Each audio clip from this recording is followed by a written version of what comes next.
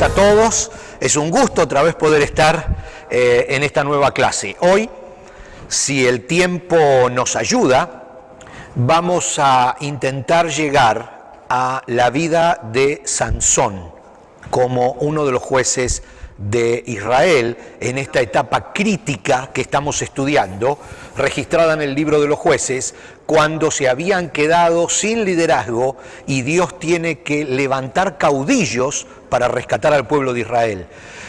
La historia de Sansón es muy especial, y más en este tiempo que estamos orando por Ángel y por su recuperación física.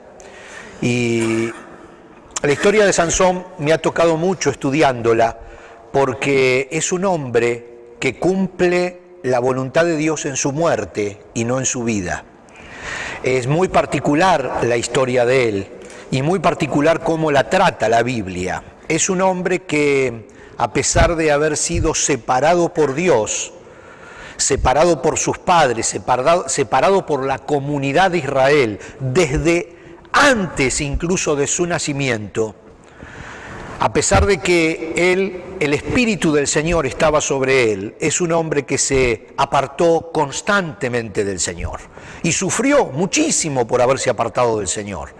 Y era un hombre que le gustaban mucho las mujeres, y no necesariamente las mujeres que Dios le ponía en su camino, sino las otras, las que no debían estar en su camino. Y eso lo llevó a sufrir y a morir, pero en su muerte él cumple la voluntad de Dios. Así que es una historia bien interesante, pero antes de llegar a la historia de Sansón, acabamos de dejar la historia de la vida de Gedeón y de cómo el Señor le muestra a Gedeón que no son sus fuerzas ni las fuerzas de su ejército las que vencen, sino es Dios con esa gente. Por eso Gedeón se queda apenas con un puñado de hombres, y con ese puñado de hombres vence a un gran ejército. Luego de Gedeón, y es lo que nos quedaba para esta clase, vienen otros jueces que Dios levanta a la muerte de Gedeón para controlar y para guiar y para dirigir al pueblo de Israel durante algunos años. Como dijimos desde el principio, algunos jueces ocupan mucho más espacio en las Escrituras y tienen una vida muy importante en la historia de Israel. Otros, no tanto, no ocupan mucho espacio en las Escrituras, posiblemente sí hayan sido muy importantes en su momento, pero las Escrituras no le dedican mucho tiempo y no conocemos demasiado de ellos. Entre uno de esos jueces es Tolá, el séptimo juez de Israel. Dice Jueces en el capítulo 10, después de la muerte de Abimelech, la siguiente persona que rescató a Israel, me gusta esa expresión, por eso la puse en la placa con letras un poquito más resaltadas, porque el concepto de los jueces eran personas que Dios levantaba como líderes para rescatar al pueblo que había pecado. Solo a manera de repaso, para que lo tengamos siempre en mente, tenemos que recordar que la historia de Israel es cíclica. Ellos estaban bien con el Señor durante un tiempo y el Señor los bendecía. Luego ellos se apartaban del Señor, el Señor les retiraba su bendición y ellos caían en idolatría, y otros pueblos comenzaban a presionarlo, a subyugarlos. Entonces, otra vez, cuando ellos se encontraban destruidos, presionados por otras naciones, por otros ejércitos, por plagas, por circunstancias internas y externas, clamaban otra vez a Dios, pedían perdón, Dios levantaba otra vez un caudillo, volvían otra vez a los caminos del Señor, Dios los guiaba a través de ese caudillo por una serie de años. La historia de Israel fue así desde que murió Josué. De hecho, fue así desde que salieron de Egipto, hasta que comienza la monarquía, que la vamos a estudiar más adelante. Entonces tenemos que Tolá fue la siguiente persona que rescató a Israel. Hijo de Puá, hijo de Dodo, era de la tribu de Isaacar, pero vivía en la ciudad de Samir, en la zona montañosa de Efraín. Fue juez de Israel durante 23 años. Cuando murió, lo enterraron en Samir. De ahí pasamos al octavo juez de Israel, que se llamó Jair. También Jueces 10 nos dice, después de la muerte de Tolá, Jair de Galaad fue juez de Israel durante 22 años. Sus 30 hijos cabalgan sobre 30 burros y eran dueños de 30 ciudades en la tierra de Galaad, que aún se llaman las ciudades de Jair. Cuando murió Jair, lo enterraron en Camón. Pasamos a Jefté, noveno juez de Israel. Dice el capítulo 11 de Jueces que Jefté era un gran guerrero en la región de Galaad. Era hijo de Galaad, pero su madre era una prostituta. La esposa de Galaad tuvo varios hijos y cuando estos medio hermanos de Jefté crecieron, lo echaron del territorio. La historia de Jefté es bien interesante. No le vamos a dedicar nosotros demasiado tiempo porque nos interesa llegar lo antes posible a Sansón. Pero no era hijo legítimo de la familia y sus hermanos lo echaron. Y le dijeron a Jefté, tú no recibirás ninguna parte de la herencia de nuestro padre porque eres hijo de una prostituta. Así que Jefté huyó de sus hermanos y vivió en la tierra de Tob. En poco tiempo tuvo una banda de rebeldes despreciables que lo seguían. Entonces, se hizo delincuente y jefe de una banda de ladrones. Pero aparentemente era una banda muy grande. Sigue contándonos la Biblia que por ese entonces los amonitas, otro pueblo que había quedado dentro de la tierra prometida, comenzaron a hacer guerra contra Israel. Así que cuando los amonitas atacaron, los ancianos de Galaad mandaron a buscar a Jefté a la tierra de Tob y le dijeron, ven y sé nuestro comandante.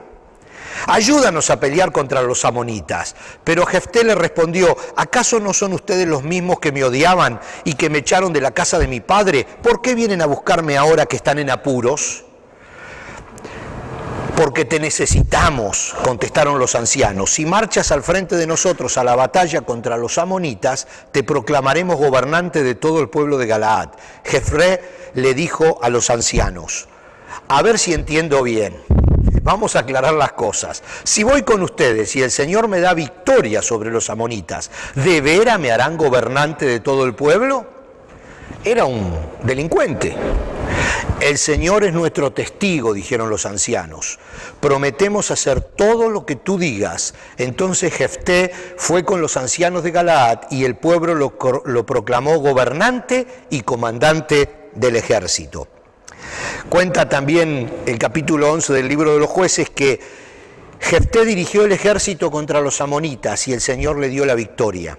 Aplastó a los amonitas, devastó unas 20 ciudades de Ahoraer hasta una zona cercana a Minit y desde allí hasta Abel Keramín. De esa forma Israel derrotó a los amonitas. Jefté fue juez de Israel durante 6 años. Cuando murió lo enterraron en una de las ciudades de Galaad. Esta es otra de las historias. Cada vez que habla de Israel en esta parte de la Biblia, como ya lo dijimos al principio cuando comenzamos a estudiar el libro de los Jueces, no habla de las 12 tribus de Israel, de las 13. No habla de todos, porque la de Manasés era doble, ¿recuerdan? No habla de todas las tribus. Está hablando de una determinada tribu y cuando dice fue juez de Israel, fue juez en esa tribu, a veces en 2 tribus, a veces en 3 tribus. Algunos jueces fueron jueces realmente sobre todo Israel, porque como dijimos la primera vez, la cantidad de años sumados de todos los jueces que gobernaron no concuerda con la época entre que murió Josué y comenzó a reinar Saúl. Entonces quiere decir que hay algunos jueces que se superpusieron con otros jueces. Entonces había jueces que gobernaban o lideraban el sur de Israel, mientras que otros gobernaban el centro y otro en el norte.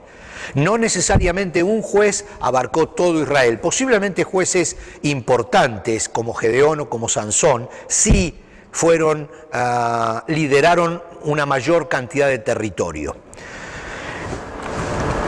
Después de Jefté, Ibzán, 10º juez de Israel. Después de la muerte de Jefté, Ibzán de Belén fue juez de Israel.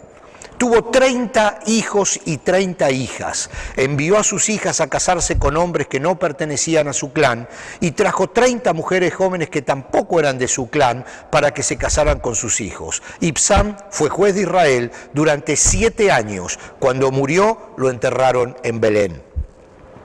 Elón, 11º juez de Israel.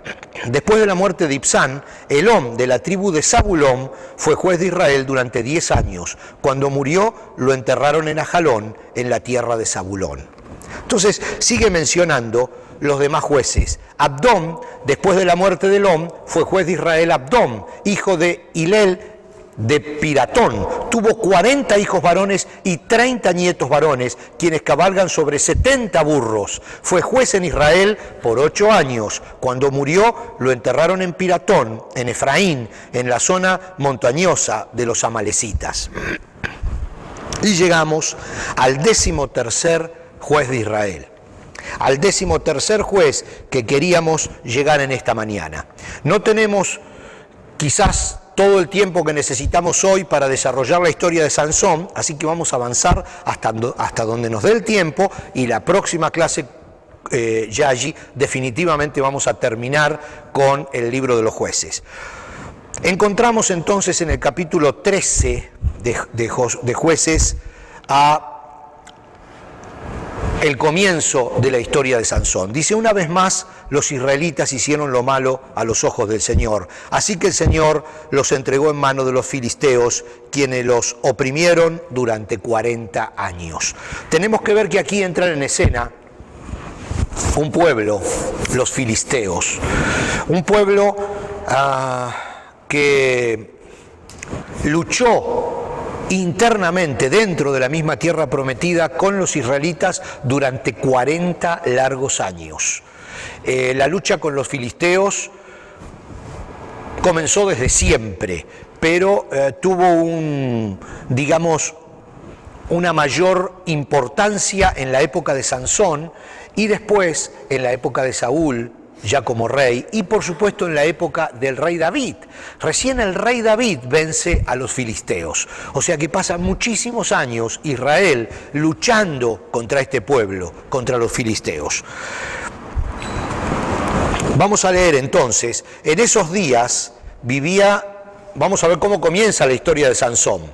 En esos días vivía en la ciudad de Sora un hombre llamado Manoa, de la tribu de Dan. Su esposa no podía quedar embarazada. A mí siempre me llama la atención cuando grandes líderes de la Biblia empiezan así, ¿verdad? Que la esposa del padre del líder no podía quedar embarazada. Y sin embargo Dios permite que esa mujer quede embarazada, y queda embarazada de un gran hombre de Dios, de un líder. Dice que aquí, como en el caso de otras mujeres, como por supuesto la esposa de Abraham y demás, su esposa no podía quedar embarazada y no tenían hijos. Entonces el ángel del Señor se le apareció a la esposa de Manoa y le dijo: aunque no has podido tener hijos, pronto quedarás embarazada y darás a luz un hijo varón. Así que ten cuidado, no debe beber vino ni ninguna otra bebida alcohólica ni comer ninguno de los alimentos prohibidos. Vamos a hablar de este asunto ahora. Quedarás embarazada y darás a luz un hijo, a quien jamás se le debe cortar el cabello, pues él será consagrado a Dios como nazareo, no nazareno. Nazarenos son los que nacieron en Nazaret. A Jesús le decían el nazareno, aunque no había nacido en Nazaret, había nacido accidentalmente en Belén, pero se había criado en Nazaret y por eso le decían el nazareno. Pero esto es nazareo, es otra cosa y ahora la vamos a explicar. Entonces dice: pues él será consagrado a Dios como nazareo desde su nacimiento. Él comenzará a rescatar a Israel de la mano de los filisteos. Es interesante este concepto. Él comenzará. La Biblia es clara desde el principio. Sansón no va a rescatar a Israel de los filisteos, pero comenzará la lucha para rescatar a Israel de los filisteos. La mujer corrió a decirle a su esposo: se me apareció un hombre de Dios, tenía el aspecto de uno de los ángeles de Dios, daba miedo verlo. No le pregunté de dónde era y no me dijo su nombre, pero me dijo, quedarás embarazada y darás a luz un hijo. No debes beber vino ni ninguna otra bebida alcohólica ni comer ninguno de los alimentos prohibidos, pues tu hijo será consagrado a Dios como nazareo desde el día de su nacimiento hasta el día de su muerte. Sansón, el nazareo, fue juez de Israel durante 20 años. La mitad de los años que los filisteos guerrearon contra el pueblo de Israel. Jueces capítulo 15 nos dice, Sansón fue juez de Israel por 20 años durante el tiempo en que los filisteos dominaban la tierra de Canaán. Nazareo, y acá vamos a ver un poquitito este concepto, es algo muy antiguo, es algo que muy probablemente era una tradición que venía desde mucho antes, incluso desde mucho antes de Moisés, posiblemente de la época de Abraham, y significa una persona separada, consagrada a Dios, pero de una manera especial, porque tenía que haber en su cuerpo tenía que reflejar algo que lo haga distinto a los demás. Una de esas cosas era su pelo largo, jamás podía ser cortado. Un hombre o una mujer que era puesto aparte para Dios. El nazareato era una institución hebrea probablemente muy antigua que fue reglamentada por la ley de Moisés. No es que esta institución se creó durante la vida de Moisés, sino que Moisés la reglamentó. Y vamos a leer en Números, capítulo 6, versículos del 1 al 8, este tema de el nazareato, de los nazarenos. Ya lo vimos cuando pasamos Números, pero pasamos muy por arriba porque no teníamos ningún ejemplo de ningún nazareo. Pero ahora tenemos a Sansón, que es nazareo, entonces tenemos que volver a Números para ver de qué se trata. Entonces el Señor le dijo a Moisés, da al pueblo de Israel las siguientes instrucciones. Ustedes lo están viendo aquí en la pantalla. Si alguien del pueblo, sea hombre o mujer, o sea, no necesariamente tenía que ser hombre, también podía ser una mujer apartada para Dios. Ya eso es extraño porque en esa época los hombres eran los que lideraban, pero ya podía apartarse para Dios una mujer. Dice, hace el voto especial de nazareo, consagrándose al Señor de manera especial. Dejará el vino y otras bebidas alcohólicas. No usará vinagre hecho de vino ni otras bebidas alcohólicas. No beberá jugo de uva fresca ni comerá uvas o pasas. Mientras esté obligado por su voto de nazareo, no se le permite comer o beber productos derivados de la vid, incluidas las semillas y la cáscara de la uva. ¿Quién sabe por qué? Durante todo el tiempo que dure su voto, no era un voto de por vida. La persona podía abandonar ese voto cuando quisiera. Dice, durante todo el tiempo que dure su voto, esta persona no se cortará el cabello, porque es santa y apartada para el Señor. Se dejará crecer el cabello hasta que se cumpla el tiempo de su voto, y no se acercará a ningún cadáver durante todo el tiempo de su voto al Señor, aun cuando la persona muerta sea su propio padre, madre, hermano o hermana, no debe contaminarse, porque el cabello que lleva sobre su cabeza es símbolo de su consagración a Dios. Este requisito se aplica mientras esté consagrado al Señor. El detalle es importante. Son requisitos que se aplican mientras esté consagrado al Señor. Es importante esto porque luego vamos a ver en la historia de Sansón que lo anticipo porque ya lo sabemos, cuando a Sansón le cortan el pelo, Sansón pierde su fuerza. Lo que pierde es la bendición de Dios, porque lo que pierde es ese voto, deja de ser nazareo, deja de ser apartado para Dios. Ese es el punto. No era que tenían que ver su pelo con sus músculos. El concepto era que deja de ser una persona separada para Dios, porque rompe su voto de nazareo. Entonces, tenemos que en esa época, de cualquier manera, el pelo largo era una señal de hombría. Fíjense, 2 Samuel, lo que el profeta Samuel dice: Absalón era elogiado como el hombre más apuesto de todo Israel. Absalón, hijo de David. De pies a cabeza era perfecto, se cortaba el cabello una vez al año y lo hacía solo porque era muy pesado. El pelo era muy pesado. El peso de su cabello era más de 2 kilos. Fíjense este detalle. No me gusta anticiparme tanto a la historia, pero Absalón es uno de los hijos del rey David, que se enfrenta con su padre. Y ya lo vamos a ver cuando lleguemos allí. Él huye en un determinado momento, en el medio de una refriega, en el medio de una batalla, huye en su caballo a todo galope y pasa por donde había como una especie de enredadera de plantas entrelazadas y se podía pasar por debajo. Era como una enredadera, como una especie de túnel hecho por ramas. Y él pasa corriendo con su caballo por allí y sus cabellos largos se enriedan en la enredadera y queda colgado y muere colgado de sus cabellos. Porque el caballo sigue y él queda atrapado allí y por la fuerza muere colgado de sus cabellos. El Absalón, el hijo del rey David. Hay algunas historias interesantes, después las vamos a ir viendo a medida que vayamos avanzando. Pero fíjense cómo estas historias se van tocando de alguna manera unas con otras, ¿no? Y cómo se hace interesante ver la historia de esta manera. Avanzamos. Así como Samuel describe a Absalón como uno de los hombres más hermosos que él conocía, perfecto, dice, de pies a cabeza, y se cortaba el pelo una vez al año. Fíjense, muy por el contrario, lo que dice Isaías acerca de cortarse el pelo. En ese día, el Señor de los ejércitos celestiales los llamó a llorar y a lamentarse. Les dijo que se raparan la cabeza en señal de dolor por sus pecados y que usaran ropa de tela áspera para expresar su remordimiento.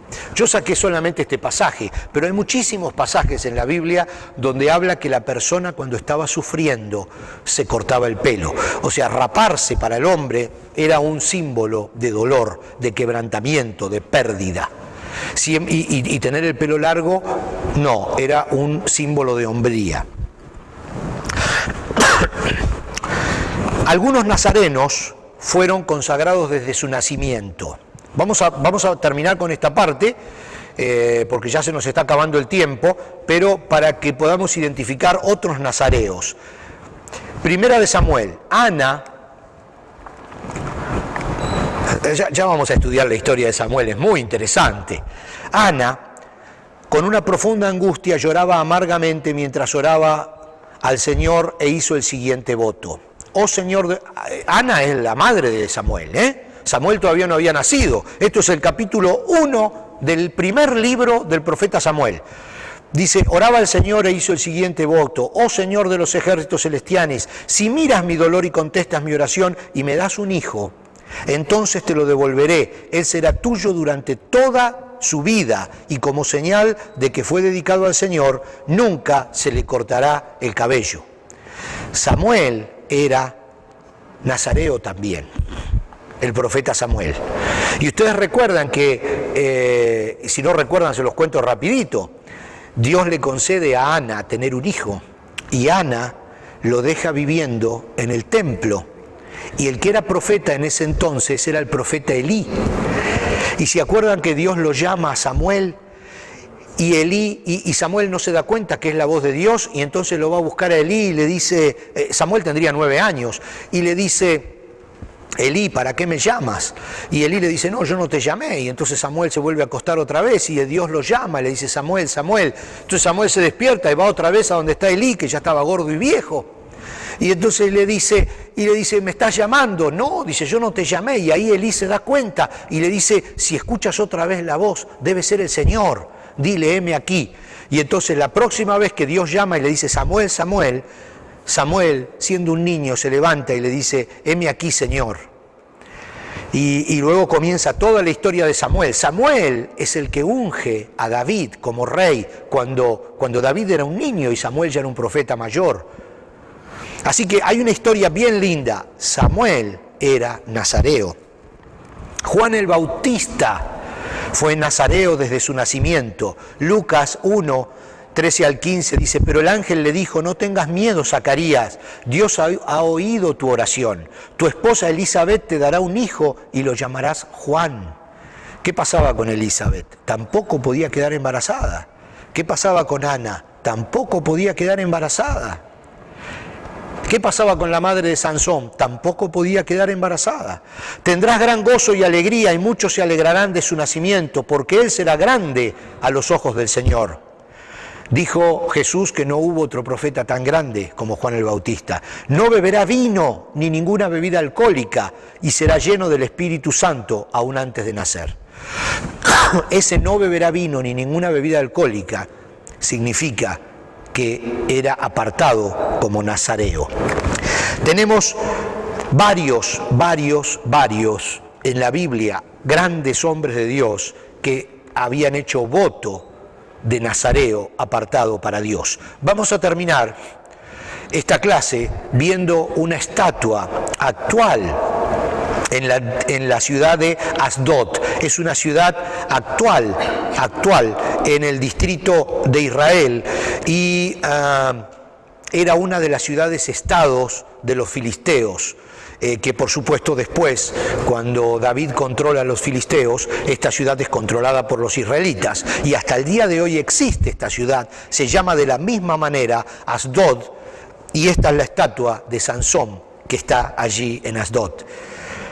Y es bien interesante porque ahora vamos a comenzar la próxima clase con la historia de Sansón, que tiene la particularidad de que durante toda su vida no cumple realmente con lo que Dios quería para él, pero termina cumpliéndolo en la muerte y siendo consciente de que en la muerte va a cumplir con la voluntad de Dios para su vida. Así que los invito a que continuemos con la historia de Sansón la próxima clase porque se pone interesante. Nos vemos la próxima clase, Dios les bendiga.